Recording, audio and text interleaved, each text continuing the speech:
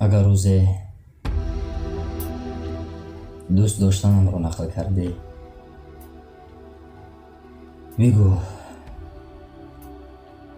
بیکس بود ولی ناکس نبود. دل شکسته بود ولی دل کسی را نشکست.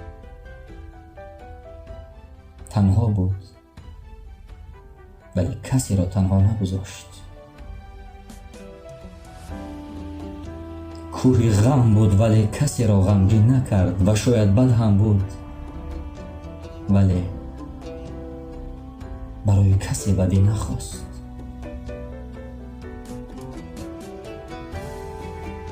لیکن اگر روزی مرا در گوشه دیدی، صدایم را ز دوری ها تو بشنیدی، به مثل ناشناسی رو بدون پرس و پاسی رو. مگو اصلا کلامی، مگو هرگز سلامی، به همراهت نگو که یک زمانی عاشقم بود.